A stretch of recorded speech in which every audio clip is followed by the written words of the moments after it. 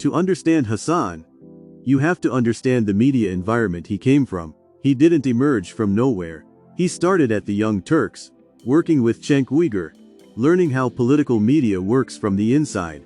But in 2020, he left that environment and went to Twitch. Instead of building a conventional television program, he built something completely different.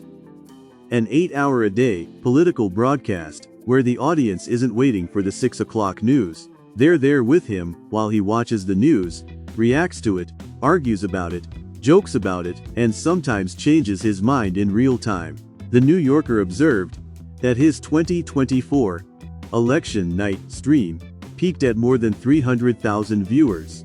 And that distinction matters. CNN has an audience, MSNBC has an audience, Fox has an audience. But those organizations own the infrastructure through which their personalities reach people. Hasan increasingly owns the relationship with his audience himself. And that's where the story gets bigger than Hasan Piker. Traditional political media was built around scarcity. There were a limited number of television channels, newspapers, radio stations, and publishing houses. If you wanted millions of people to hear your political argument, you needed access to the machinery. The internet destroyed that model. Hasan is one of the people who figured out what came next. He doesn't need a television studio to reach millions. He doesn't need a political party to distribute his message. He doesn't need a newspaper editor to decide whether his argument deserves publication. And perhaps most importantly, he doesn't have to compress an argument into a 7-minute television segment. His audience comes to him directly. Reuters reported just this week that this new generation of left-wing digital media, including Hasan, is increasingly helping progressive candidates bypass traditional Democratic Party structures and reach younger voters directly. And that helps explain why Hasan can be so uncomfortable for traditional media. It's not simply because they disagree with him. Plenty of commentators disagree with each other. The deeper problem is that Hasan demonstrates that the gatekeepers aren't necessarily necessary anymore. And he isn't just preaching to people who already agree with him. The New Yorker profile noted that Hasan deliberately reaches young men in spaces where progressive politics often struggles to compete. He talks about politics in the same environment where those audiences are already consuming gaming, fitness, internet culture, and entertainment. He doesn't necessarily introduce someone to left-wing politics through a lecture on political theory. Sometimes it's simply, bro, your life is difficult, but your immigrant neighbor isn't the reason. That is an extraordinarily different political communication strategy. And then there is the authenticity question. Hasan has made a conscious decision not to become a conventional television personality. The Hollywood Reporter asked why he wouldn't move his political commentary into legacy media, and Hasan made clear that he preferred the independence of digital media. Wired similarly examined his relationship with political power and found little interest in becoming a conventional politician. That doesn't prove Hasan is incorruptible, and nobody this influential should be above criticism, but it does tell us something important. Hasan has maintained control over the platform that made him powerful. Instead of handing that control to a television network or political institution, and increasingly, that platform has become political power. Hasan supported Zohran Mamdani during his rise in New York, interviewing him, campaigning for him, and helping bring his message to a massive younger audience.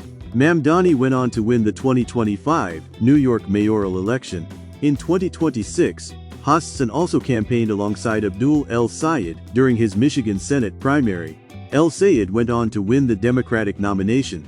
Hasan did not create these victories alone, but his involvement demonstrates something: political institutions can no longer ignore candidates' lies. Now, see independent online personalities as powerful gateways to young voters, and that makes Hasan's influence bigger than entertainment.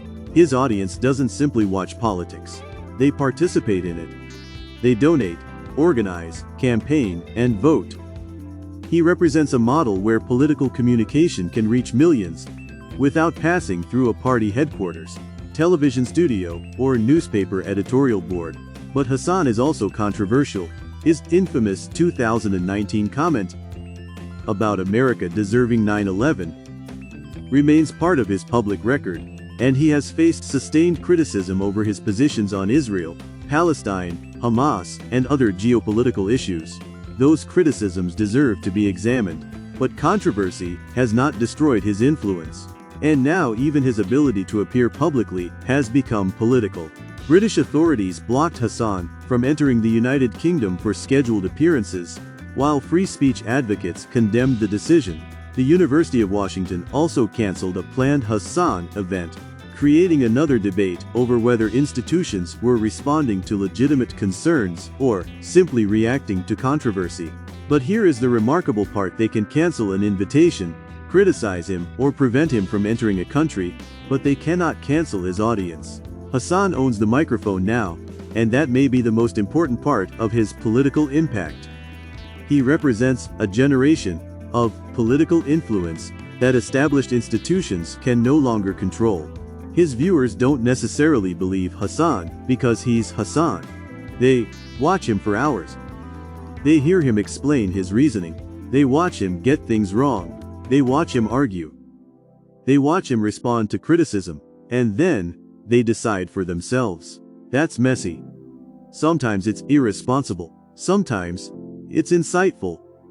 But it is fundamentally different from the old model, where an institution filtered reality before the audience ever saw it. And here's the uncomfortable truth for mainstream media: you can't defeat that model simply by calling it unserious. You can't make millions of young people suddenly trust an institution they already believe has failed them, simply because you put a more respectable person in a suit behind a desk. Hasan understood something that a lot of political institutions are still struggling to understand. People don't only want information, they want someone who feels human, someone who sounds like them, someone who isn't constantly speaking in focus group approved language, someone willing to say, "I think this is bullshit," even when the people in the room would prefer a safer answer. Hasan isn't perfect, he isn't above criticism, and nobody should be. But perhaps that's exactly why his rise matters. Because whether you love him, hate him, or think he's completely wrong, Hasan Piker has demonstrated that political influence no longer belongs exclusively to the people who own the television networks. And the more independent voices like him build audiences that legacy institutions can't simply buy, fire, promote, or silence, the harder it becomes for anyone to control the political conversation. And maybe that's the real story behind Hasan Piker, not a socialist streamer who somehow became famous, but the emergence of a new kind of political media, one that the old establishment didn't build, doesn't fully understand, and increasingly can't control.